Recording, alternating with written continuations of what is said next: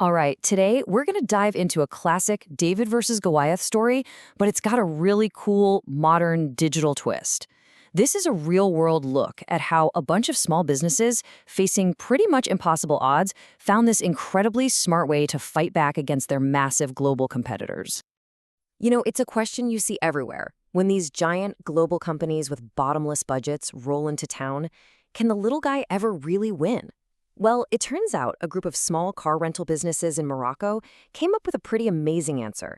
Let's see exactly how they pulled it off. So first, let's set the scene. The car rental market in Morocco is, like a lot of places, just completely dominated by the big players. We're talking about the huge international companies you see everywhere. And that makes it an incredibly tough place for any local entrepreneur to even get started. And the difference between the two sides is just staggering. On one side, you've got the Goliaths, the names, Avis, Hertz, Europcar, with global recognition and these colossal marketing budgets that let them control the online space. And then on the other side, you've got the Davids, small local agencies. Sure, they have trust in their community, but they're basically invisible online, working alone with hardly any resources. So this huge power imbalance leads to some really specific, really painful problems for these independent businesses. I mean, they're not just competing, they are literally fighting for survival in a game where all the rules seem to be stacked against them. Let's really break these challenges down. First, you've got online invisibility. They just can't get seen next to the giants. And even if they do get on a big platform, they get hit with these huge commissions. Plus, a local agency in, say, one city can't help a customer who needs a car in another. That means their cars, their main assets, just sit there unused. It's this vicious cycle that just drains their money and pushes them closer and closer to having to shut down. And this quote, this gets right to the very heart of the solution they came up with. It's such a powerful idea, and it basically became the rallying cry for all these independent agencies. Instead of trying to fight this battle alone, what if they could team up and become something much, much bigger? And that is exactly what they did. They created something called the Booking GIE Digital. You can think of this as the slingshot in our David and Goliath story. It's this clever collaborative platform designed to unite all these small independent players into one cohesive force. So what is a GIE Digital? Well, it's basically a formal team-up. It's a French legal concept, but the key thing to know is that it is not a merger. Every single business keeps its own name, its own identity, its independence. All they're doing is agreeing to pool their resources, specifically their cars, through one shared digital network. And listen, this isn't some tiny little experiment. We're talking about a major movement here. Over 300 independent agencies from all across Morocco have joined this alliance. So all of a sudden, they're not 300 separate, vulnerable businesses anymore. They're a single, coordinated national force. Okay, now this is where it gets really, really clever. How does this digital alliance actually work from day to day? The mechanics behind it are surprisingly simple, but man, are they effective. Let's walk through it. So here's the big picture.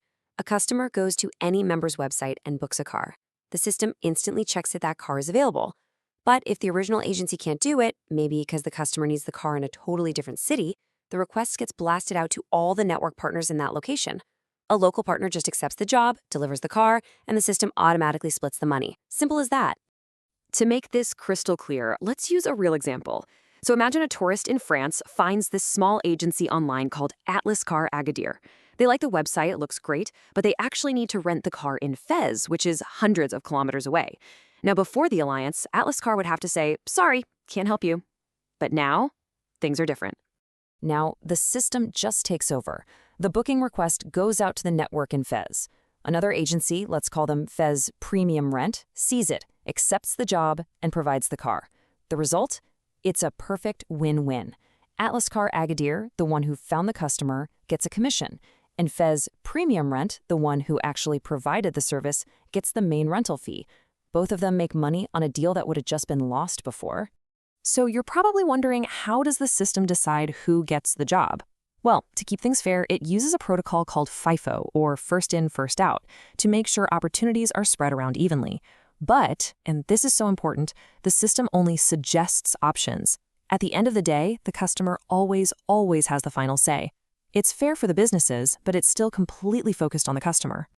So let's get to the good part. What's the payoff? What are the real, actual victories that these small agencies are getting by working together like this?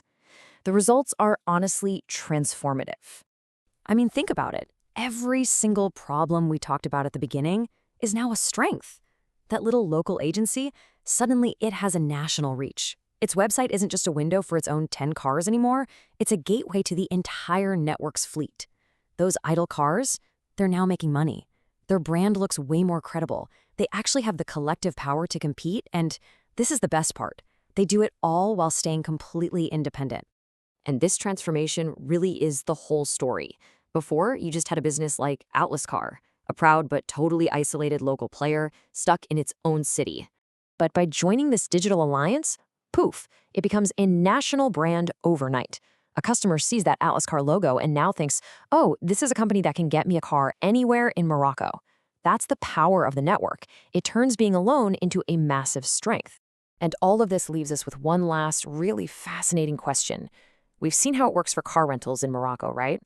But could this model, this idea of digital collaboration, be the key to survival for small businesses in all kinds of other industries all around the world?